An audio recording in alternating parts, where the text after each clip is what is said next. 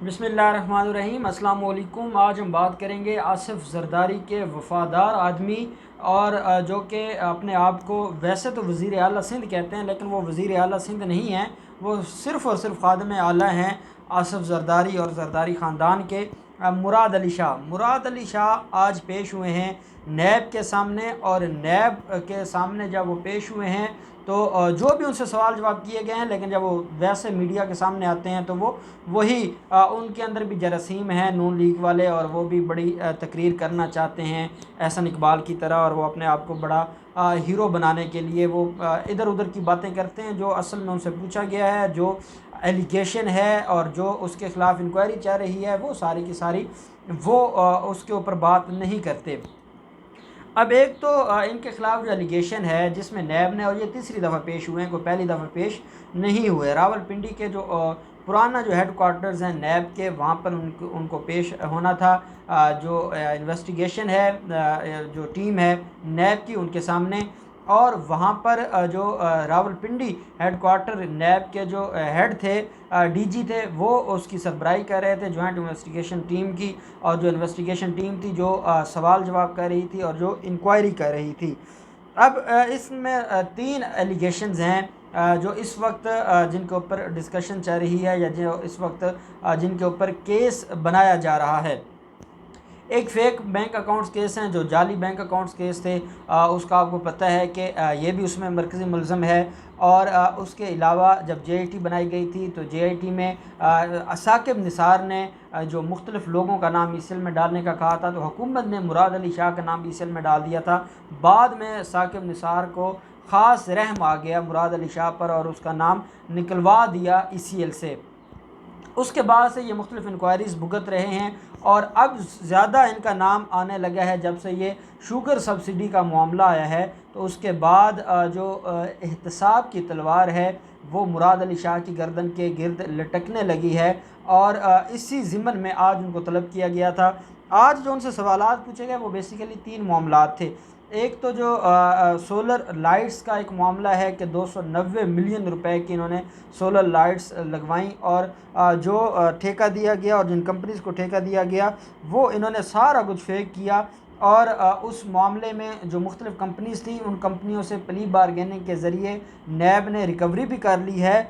और जो इसमें रिकवरी हुई है वो 290 मिलियन की रिकवरी हुई है, और जो इन्होंने हुकूमत के पैसे वहाँ पर बहा दिए हैं वो बिलियंस में हैं, और उनमें से 290 रुपए की 290 मिलियन रुपए की रिकवरी हुई है। ये जो सोलर लाइट्स एक स्कैंडल है वो है। इसके अलावा सिंध रोशन प्रोग्राम है, उसके हवाले से इनके ख़िलाफ़ एक इंक्वायरी चल रही है, और उसमें भी इनको आज तलबी थी, और उस हवाले से भी सवाल जवाब पूछे गए।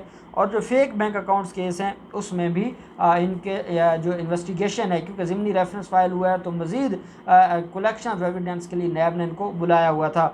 अब ये जो जाली बैंक अकाउंट्स केस है, इसके अंदर जहाँ पर आसिफ ज़रदारी है वहीं पे फ़रियाल तालपुर भी मुलज़म है, बिलावल ज़रदारी भी मुलज़म है, मुराद अली शाह को भी इंक्वायरी चल रही है। इसी तरह जो ओमनी ग्रुप वाले हैं, अनवर मजीद है या अब्दुल मजीद गनी है, और बाकी 10 के करीब मुख्तलिफ़ लोग हैं जो ज़रदारी कंपनीज़ के या जो ओमनी ग्रुप के मुलाजमीन थे या मुख्तलिफ़ बैंकों के थे, उन्होंने ये सारा कुछ किया है। और ये सारे के सारे जो मामलात हैं वो इन्होंने देखे हैं, और इनके ख़िलाफ़ वो जाली बैंक अकाउंट्स केस चल रहा है।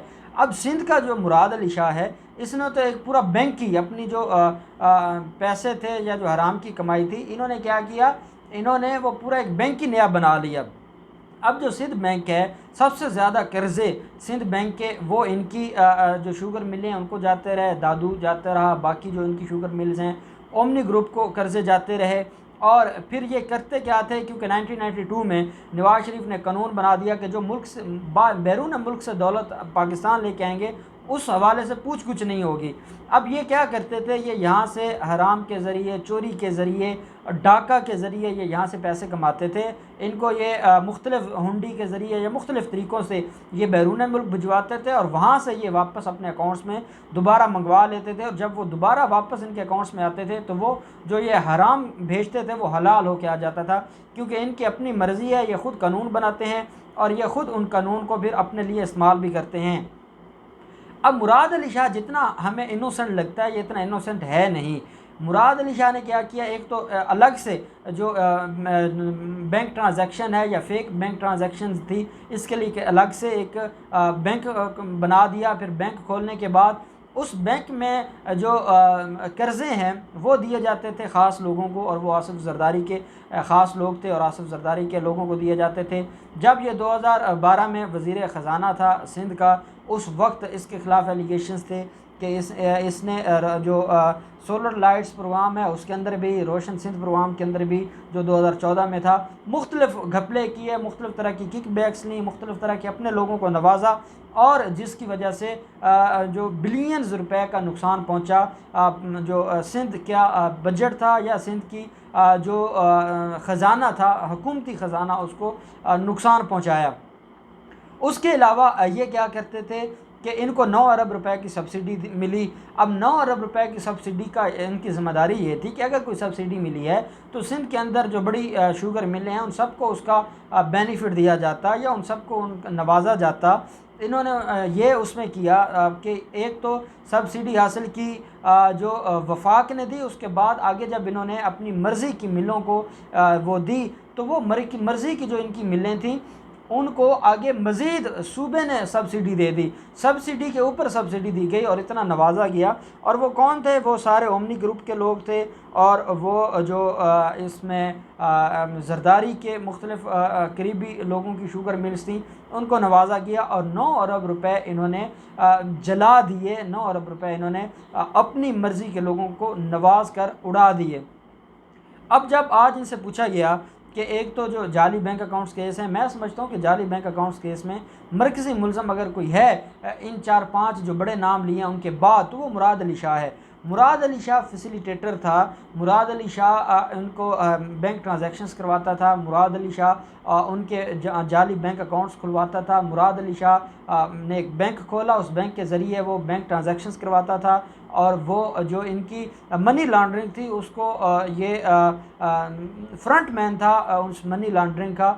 और जब आज इनसे सवालात पूछे गए, और क्योंकि ये किसी भी सवाल का जवाब देने से तो कासिर होते हैं, आज जब नैब ऑफिस से बाहर आए तो मीडिया से गुफ्तगू करते हुए उन्होंने कहा कि जो ये हमसे पूछा जा रहा है ये सिर्फ़ और सिर्फ हमें सियासी इंतकाम का निशाना बनाया जा रहा है, और मुझे आज उन्होंने सवालनामा देना था, लेकिन सवालनामा उन्होंने इसलिए नहीं दिया कि कुछ और सवालात ऐड करने थे, इसलिए वो सवालनामा मुझे नहीं दिया गया।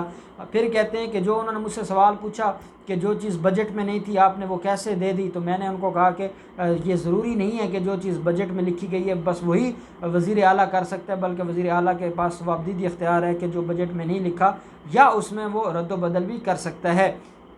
साथ उन्होंने ये कहा कि जो इस वक्त हालात हैं पाकिस्तान के, और हमारी हुकूमत जिस तरफ जा रही है, और वो जो करप्ट माफिया के पीछे लगी है, इसको छोड़ दें। असल मसला कोरोना वायरस है, कोरोना वायरस की वजह से बड़े हालात ख़राब हैं। फिर वो गरीब का रोने लग गए, फिर वो मज़दूरों की बातें करने लग गए।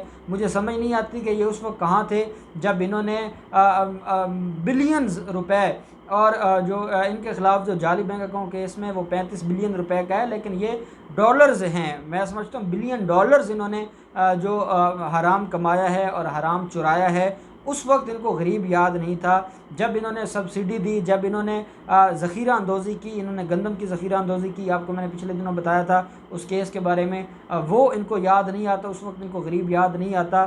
थर के अंदर जब मज़लूम बच्चे प्यास से मरते रहे, इनको तब याद नहीं आया। जब जो मुख्तलिफ़ तरह की वबाएँ आईं, आप देख लें जिस तरह कुत्तों के काटने से कितने लोगों की जान चली गई सिंध के अंदर, अंदरून सिंध के अंदर, कराची के अंदर क्या होता रहा, किस तरह भत्ताखोरी और इनकी ईमा पर और इनकी जो सरपरस्ती में वहाँ पर लोग कत्ल होते रहे, लोगों की इस्तें लुटती रहीं, लोगों की जान माल का तहफ़्फ़ुज़ नहीं था। ये वो लोग हैं, और पूरी कौम को पता है कि इन्होंने ये सारा कुछ किया है। और आकर जब भाषण देते हैं तो कहते हैं जी कि हमें गरीब का बड़ा हमें हमारे दिल में उनके लिए बड़ी हमदर्दी है, और हम उनका सोचते हैं, हमें मज़दूर के बारे में सोचना चाहिए। और हम ये देखते हैं कि कोरोना वायरस की वजह से अगर किसी एक मज़दूर की डेथ हो जाती है तो उसका पूरा घर कौन चलाएगा।